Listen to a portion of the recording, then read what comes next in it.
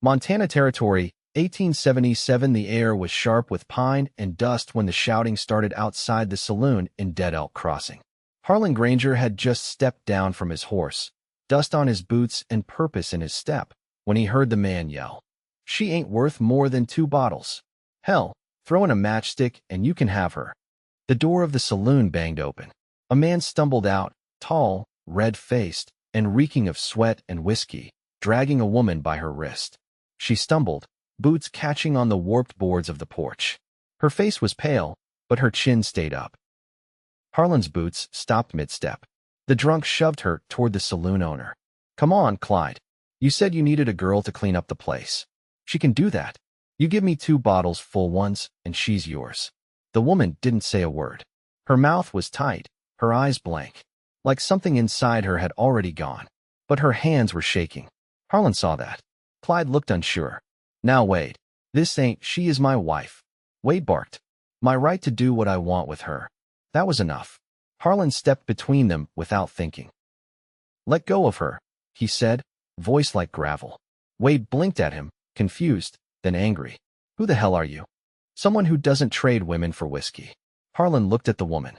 She stood still, eyes on him now. Deep green, not empty anymore, just tired. She looked about 22, maybe 23. Her cheek had a bruise blooming faintly under old freckles. Her wrist had red marks from where he'd grabbed her. Wade pulled a revolver from his belt, swaying a little. "You want her so bad, Cowboy? You gonna pay for her?"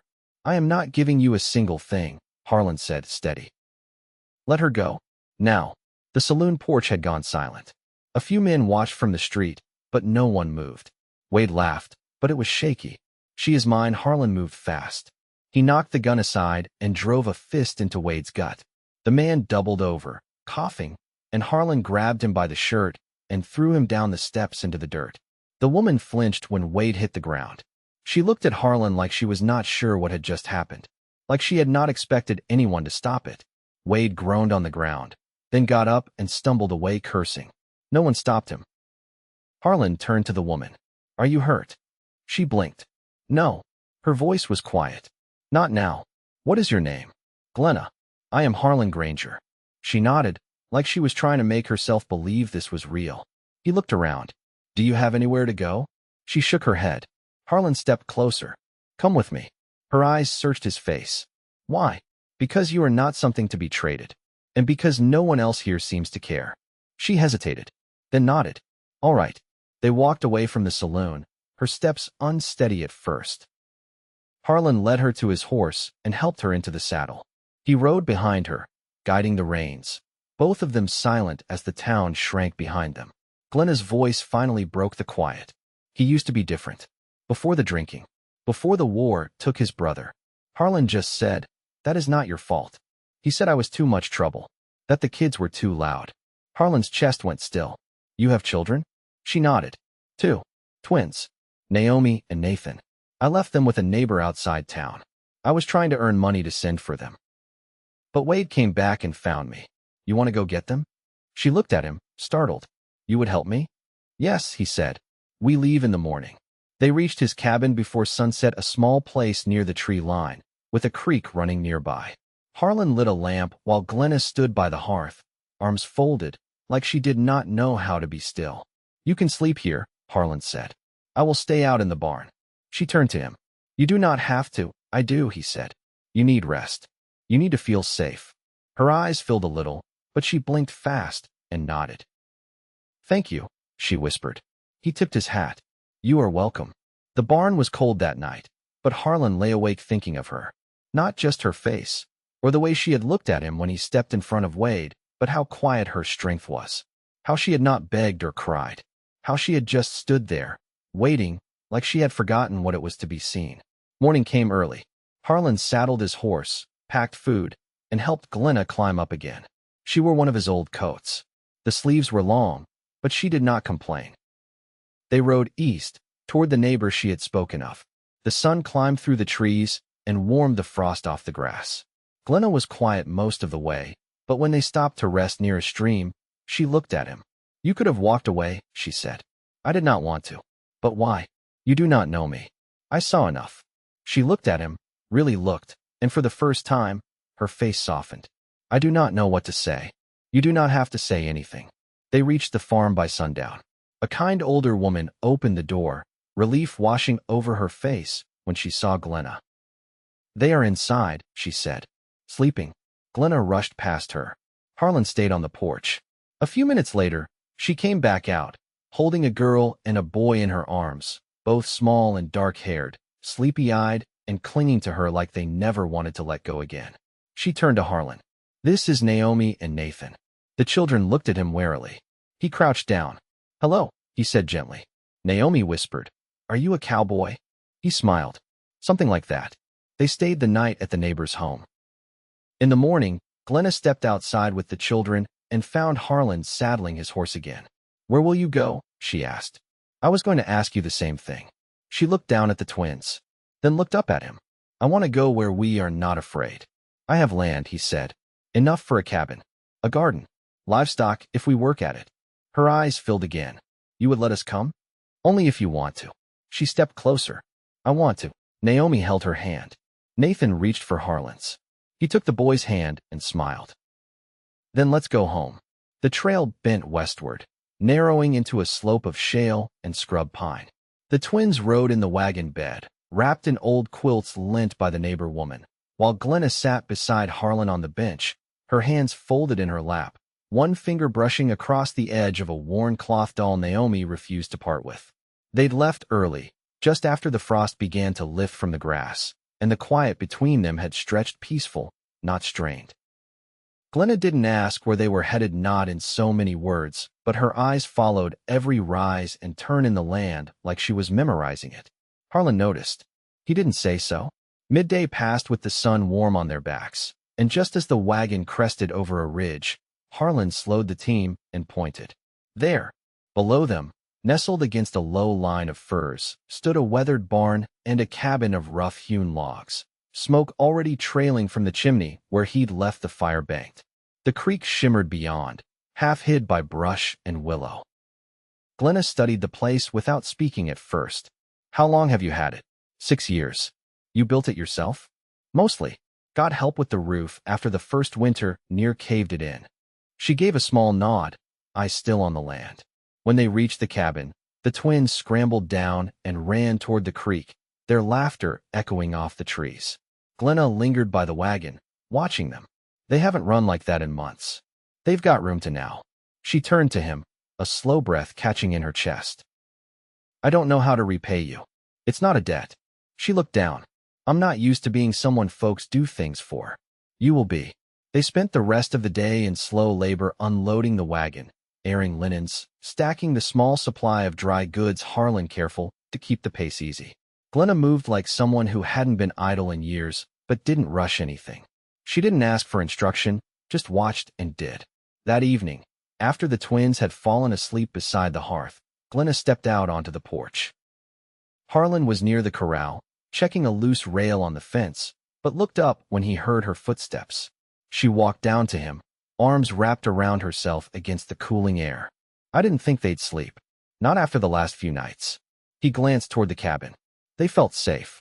She rubbed her arms. I should have fought harder. Before it got so bad. You fought every day? You lived through it. That's more than most do. She looked at him, her eyes clearer than they'd been in days. What about you? What about me? You've been alone a long time, haven't you? He nodded once. Some things don't hold when war ends. I came west to start clean. Never got around to filling the place with much. Why'd you stop to help me? Because you shouldn't have had to stand there alone. Her voice went gentle. You didn't know me. I saw enough. She stepped a little closer, her fingers brushing the top rail. And now, still seeing. She didn't smile, but her lips softened. I want to help. On the land, with the house. I don't want to just take. You're not. I want to work for what we build. He met her gaze. Then we'll build it together. The breeze stirred between them, tugging at her hair. She didn't step back. You really mean that? I don't say things I don't mean. She looked toward the cabin, where the glow of firelight flickered against the windows, then back to him. I'd like to plant something. When spring comes. Something that'll stay. He nodded. We'll plan it out. Come frost break. She drew a breath, steadier now. I'll get the water boiling. We can eat before it gets too cold. He watched her walk back. The way she moved different now, not hurried, not hunted, just grounded. That night, the wind shifted. The smell of pine and earth filled the cabin, and the silence between them no longer carried weight. It held promise. The thaw came slow that year. March brought more gray than green, but the ground softened just enough for Glenna to start turning soil near the south edge of the cabin. Harlan watched from where he stood splitting firewood, the twins nearby stacking kindling into lopsided towers. Naomi crouched to gather bark, hair falling in her eyes, while Nathan kept count aloud, determined to make it to 50. Glenna pushed the spade deeper, her sleeves rolled to the elbow, earth darkening the hem of her skirt. When she paused to straighten her back, Harlan set down the axe and crossed the yard. You sure that's the right spot for it? She brushed her brow with the back of her hand. Sun hits here first in the morning. Should give the roots a better start. You disagree? He rested his hands on his hips. No. Just making sure you don't wear yourself out all in one day. She glanced at the field, then at the sky. Feels good to work for something that'll stay in the ground. He crouched beside her, ran a hand through the loosened dirt. What are you planting? Beans, onions, maybe some squash if the seed's still good. I know how to keep the beetles off. He nodded, approving. We'll go into town next week. Supplies are low. You can pick up what you need then. She hesitated. You sure it's safe? I won't let him near you. And the sheriff's no friend of his. Words already spread. Her mouth pressed into a line, but she nodded. I'd like to choose the seed myself. Always had better luck that way. Evening brought a cold snap and a shift in the wind. Glenna pulled the twins inside early, coaxing them into wool socks and warming their hands near the stove. Harlan added another log and stirred the pot she'd set on earlier a stew thick with barley and wild carrot. The scent filled the small space, rich and grounding. After supper, Glenna laid out a patch of cloth on the table and began stitching up a tear in Nathan's sleeve. Harlan sat across from her, whittling a length of pine into a fishhook frame. Naomi dozed in the rocker near the fire, one hand curled beneath her cheek. You always mend by lamplight? He asked, not looking up from his knife. I used to do it by moonlight, but that's when I didn't have better. Your hands are steady. I had to learn. Torn clothes were easier to fix than torn hearts. He paused, blade catching at a knot. You still feel like you're waiting for something to break. She tied off the thread and set the needle aside. No. Not here. He looked at her then, her eyes lit soft from the lantern, her face no longer drawn by fear or silence. Something in her was beginning to settle. Do you ever think about what comes next? She asked. Every time the sun's up. And I see this place. With you in it. The twins. A few more horses. Maybe a second cabin if the first gets too full. She smiled, not wide, but deep. You think far ahead. I've lived through enough to know what's worth keeping. Glenna reached across the table and touched the edge of his hand.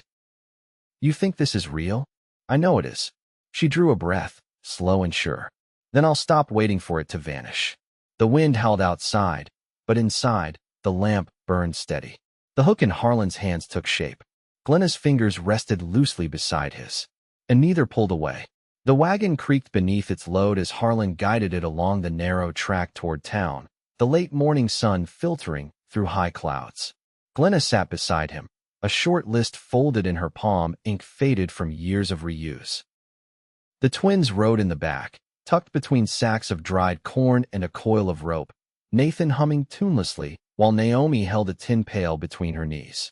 Do they know we're coming? Glenna asked, her thumb tracing the edge of the list. I sent word with the Tanner boy 2 days back. Store'll have your seed ready. She nodded, her braid brushing the collar of her dress. I haven't been inside a store in months. Feels strange. You're not the same woman who left it. She turned her head slightly. You said once you came here to start clean. What did you mean? He didn't answer right away. The trail bent around a cluster of tall sage, and he let the silence settle a moment before speaking. I served with the 5th in Tennessee. After Shiloh, I stopped believing in glory. After Vicksburg, I stopped believing in orders. She didn't press, just waited. I walked away. Took a bullet in the shoulder crossing the Mississippi. Took me near a year to move right again. She kept her voice low. Did you fight to stay alive, or just not know how to die? He glanced at her. Both. The wagon rolled past the first outlying barns of Dead Elk Crossing. The town seemed smaller now, less imposing, its edges worn down by time and familiarity. They passed two boys hauling firewood and an old man sweeping his porch with a willow broom. No one stared. Inside the mercantile, Glenna scanned the shelves with a quiet efficiency, pulling seed packets from the top row and checking the dates. Harlan busied himself checking the harness oil and inspecting a new file for the saw. The twins wandered toward a crate of spools and buttons, their fingers hovering but not touching, eyes wide. "You've got good help now," said the shopkeeper, watching Glenna with a hint of surprise. Harlan didn't look up. "She's not help. She's the one building this with me." Back outside, Glenna handed Naomi a small cloth bundle. "For your doll," she said, and Naomi hugged it to her chest without a word. They shared bread and cheese near the old mill pond before heading back. The wind carried the scent of wet cedar, and Nathan pointed out a hawk circling high above the ridge. Glenna watched it a long time. "You ever think about going farther west?" she asked. "Used to. Not anymore." "Why not?" "I found what I didn't know I was looking for." That night, after the children had settled into their quilts, Glenna lit a stub of candle and stepped out onto the porch. Harlan stood just beyond the steps, sharpening the scythe in slow, practiced motions. The rasp of stone on steel was the only sound for a while.